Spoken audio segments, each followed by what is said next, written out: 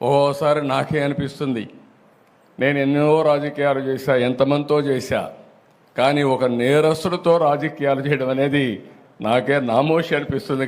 కానీ మీ ప్రజాహితం కోసం నాకు తప్పడం లేదు ఈ యుద్ధం. ఆ విషయం కూడా మీరు గుర్తుపెట్టుకోవాల్సిన అవసరం ఉంది.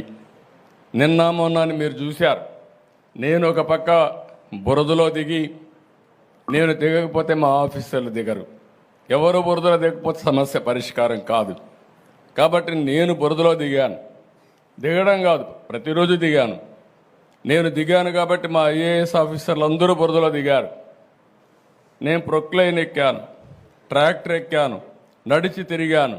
దాంతో మా వాళ్ళు కూడా అక్కడ ఉండి ఎక్కడికక్కడ ముందుకెళ్ళారు.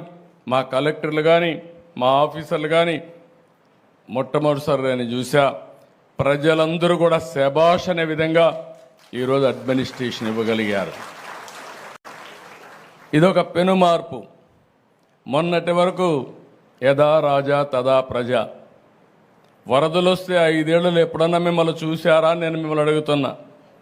ఎప్పుడన్నా వచ్చారా అని అడుగుతున్న ప్రజలు, ఇది పాలకులు ఎప్పుడూ వచ్చిన వాళ్ళు కాదు.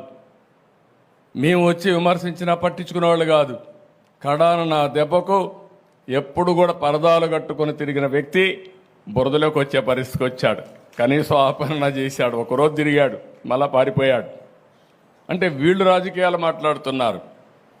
ప్రజాసేవ కోసం వచ్చిన వ్యక్తులు, ఏ వ్యక్తి అయినా సరే ఒక పద్ధతి ఉంటుంది, ఒక ప్రొసీజర్ ఉంటుంది. ప్రజలు కష్టాల్లో ఉన్నప్పుడు అండగా ఉండి వాళ్ళ ప్రాణాలు కాపాడడం కానీ, వాళ్ళ ఆస్తులకు నష్టం జరగకుండా చేయడం కానీ, ఒకవేళ నష్టం జరిగితే నష్టపరిహారం ఇవ్వడం కానీ, ఇవి నిరంతరం చేయాల్సిన అవసరం ఉంది.